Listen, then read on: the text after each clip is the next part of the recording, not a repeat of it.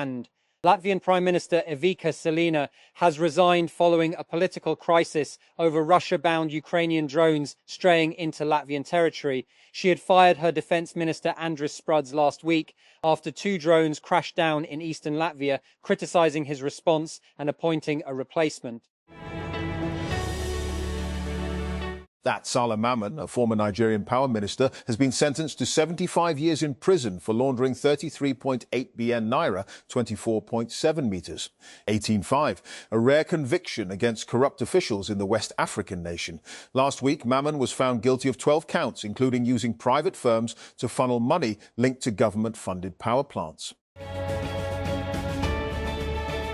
That more than a dozen United States business leaders have joined President Donald Trump on his state visit to China, where he is discussing issues including trade, technology and artificial intelligence, AI with Chinese President Xi Jinping. Upon arrival in Beijing on Wednesday, Trump introduced the group by telling Xi that they were all distinguished representatives from the American business community who all respect and value China, according to China's Xinhua news agency.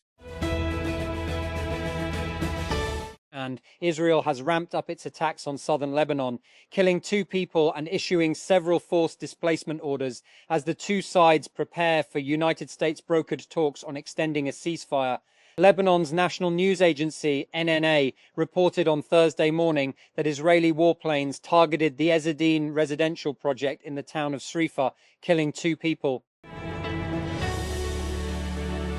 And former United Kingdom Deputy Prime Minister Angela Rayner says she has been cleared by tax authorities of deliberate wrongdoing or carelessness over her tax affairs, paving the way for a potential leadership bid as Prime Minister Keir Starmer's grip on power unravels. Starmer, who led his Labour Party to victory in the 2024 general election, is fighting to save his job after disastrous local and regional polls last week.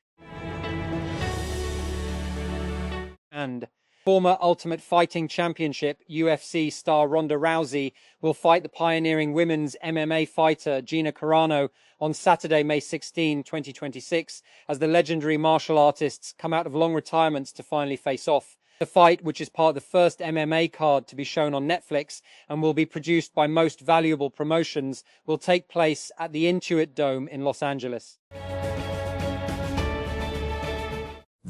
The United States has returned more than 450 historical and cultural artifacts to Pakistan under a bilateral agreement aimed at protecting cultural heritage. The rare antiquities were showcased during an exhibition in Islamabad titled Legacy Returns Home, where officials highlighted ongoing cooperation between the 2 countries in recovering smuggled and stolen artifacts. And Karachi recorded a temperature of 40 degrees Celsius on Wednesday as strong, dusty winds swept across the city, according to the Pakistan Meteorological Department. Officials said southwest winds blowing at around 24 kilometers per hour began shortly after sunrise and continued for most of the day, creating hot and dry weather conditions. And the Higher Education Commission, HEC, has opened the registration portal for the law admission test, LRT 2026, for students seeking admission to undergraduate LLB degree programs. The LRT is mandatory for candidates who want to pursue a law degree in universities and law colleges across the country. And health specialists advise parents to limit children's exposure to perfumes, lipsticks, scented creams and body lotions, warning that certain chemicals in these products may disturb hormone balance and contribute to early puberty, and while stressing the need for parental counseling and greater awareness to encourage safer fragrance-free alternatives. While speaking on a morning show, and a leading dietitian highlighted the need for stronger parental awareness and guidance regarding children's regular exposure to fragrance products and their possible health effects. And Microsoft is working to improve Windows 11 performance through its ongoing Windows K2 initiative. A key part of the effort involves moving core Windows 11 elements to WinUI 3, Microsoft's native Windows UI framework. And the Sindh government will fully open the Shara Ibuto Expressway in Karachi to the public by the end of May, Sindh Senior Minister Sharjeel Memon said on Thursday. And Shara-i-Bhutto Expressway is a 39-kilometer high-speed corridor in Karachi that was noted to be 88.2% complete as of March. And Sindh Chief Minister Syed Murad Ali Shah had earlier this year directed the local government department to ensure that the expressway was fully operational by April 2026. And Prince Harry has warned of Britain's deeply troubling rise in anti-Semitism following a string of anti-Semitic attacks directed against the country's Jewish community in an op-ed published Thursday by British left-wing magazine The New Statesman. Harry outlined his fears for what he called a divided kingdom and urged people to separate their protests against the Israeli government from prejudice towards Jewish people. And Russia launched a barrage of missiles and drones home targeting Ukraine's capital, Kyiv, killing at least 3 people and wounding 40 others. Ukrainian authorities have said. The Ukrainian military said on Thursday that the overnight strikes hit 6 districts of Kyiv and another 6 in the surrounding areas. Deputy Prime Minister Alexei Kuleba said attacks had targeted ports in the southern Odessa region and railways. That Peshawar High Court, PHC, has stopped authorities from deducting money from the salaries of government employees accused of receiving payments under the Benazir Income Support Programme, BISP. The matter was heard by a 2-member bench comprising Justice Ijaz Anwar and Justice Inamullah Khan. And Vlectra has announced new installment plans for its Bolt 3K electric motorcycle in Pakistan. The company said customers can finance the motorcycle with flexible payment options of up to 36 months, which brings the cost down to just Rs 10,100 per month. That former Pakistani Prime Minister Imran Khan's ex-wife, Jemima Goldsmith, has publicly defended New York Times columnist Nicholas Kristof after he came under intense criticism over his recent opinion piece, detailing allegations of sexual violence against Palestinians by Israeli military personnel. Jemima reshared a post by journalist Sangeeta Miska criticizing the backlash against Kristof and condemned what she described as escalating intimidation tactics against journalists covering Palestine. And former Pakistan national badminton champion Pulwasha Bashir has won the women's 35-plus singles title at the Canadian Masters tournament after defeating Canada top-seeded player Anna Rice in the final. Pulwasha said the event featured more than 300 players from around the world, including competitors from Indonesia, India, Canada, and other countries. She described the tournament as an incredible experience.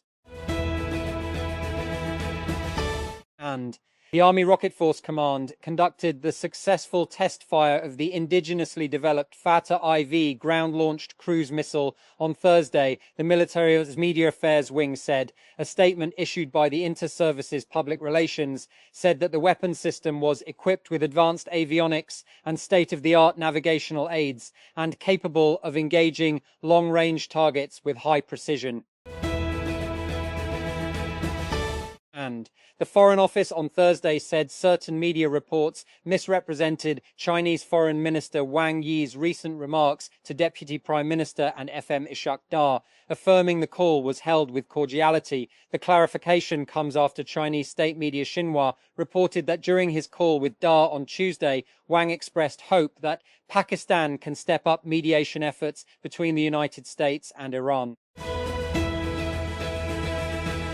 And a federal judge has temporarily blocked United States sanctions against Francesca Albanese, a United Nations expert on the occupied Palestinian territory. UN Human Rights Council's Special Rapporteur Francesca Albanese was sanctioned in July 2025 after she publicly criticized Washington's policy on Israel's genocidal war against Palestinians in Gaza. That local governments in New Jersey and New York have reduced the cost of train and bus tickets for commuters traveling to the state's joint World Cup venue during the tournament. New Jersey transit train tickets to the MetLife Stadium, renamed New Jersey-New York Stadium for the FIFA World Cup, will now cost $98 as opposed to the earlier price set at $150 for a return fare. New Jersey Governor Mickey Sherrill announced on Wednesday. that Microsoft is retiring Copilot mode in Edge as its AI features are now being integrated directly into the browser on both desktop and mobile devices. Microsoft originally introduced Copilot mode testing in July last year. The feature allowed users to search for information across multiple open tabs and analyze content on different pages. That Pakistan will face Sri Lanka and Scotland in their warm-up matches for the upcoming ICC Women's T20 World Cup 2026, which will be held in England and Wales. The Women's T20 World Cup 2026 warm-up fixtures will take place from June 6 to 10, giving teams an important chance to adjust to local playing conditions before the main tournament begins. That Parliamentary Secretary for Communications Gul Asghar Khan Bagor informed the National Assembly that reconstruction work on the flood-damaged N95 Kalam Road in Swat will begin within the next 90 days. Responding to a calling attention notice moved by MNA Amjad Ali Khan, the Parliamentary Secretary said the 133-kilometre Chakdara Kalam Road suffered extensive damage during the 2022 floods, particularly along a 6-kilometre stretch. That Pakistan's passport has been ranked 100th globally in the latest Henley Passport Index, offering visa-free or visa-on-arrival access to 30 countries. The index compares 199 passports across 227 travel destinations and ranks them based on the number of countries holders can access without obtaining a prior visa. That International Industries Limited, PSX-INL, is planning to enter Pakistan's mining and exploration sector through a proposed joint venture, marking a strategic move beyond its core steel and polymer pipe business. That the company plans phased investments of up to Rs 500 million per partner under the initiative. In a notice submitted to the Pakistan Stock Exchange, that the company said the proposed venture would operate through a consortium structure with activities focused mainly on opportunities in Balochistan and Khyber Pakhtunkhwa. Operations will be managed through a dedicated joint venture company.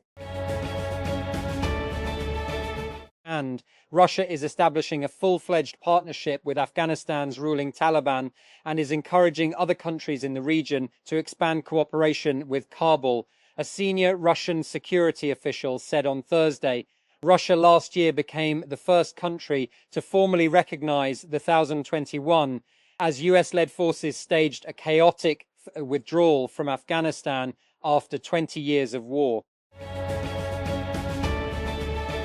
And they come in blister packs of 10 like any normal painkiller, and you can buy them easily in roadside kiosks and street pharmacies across West Africa. Millions of tapentadol tablets from India are helping drive a deadly opioid epidemic ravaging the region, with officials and researchers telling AFP that they are also being added to the zombie drug Kush. And Quetta, the Vice-Chancellor and Pro-Vice-Chancellor of the University of Gwadar, who had left Balochistan's port city for Quetta, have gone missing, officials told Dawn on Thursday. Vice-Chancellor Dr. Abdul Razak Sabir and Pro-Vice-Chancellor Syed Manzoor Ahmed have been missing for the past 24 hours, the officials said on Thursday afternoon.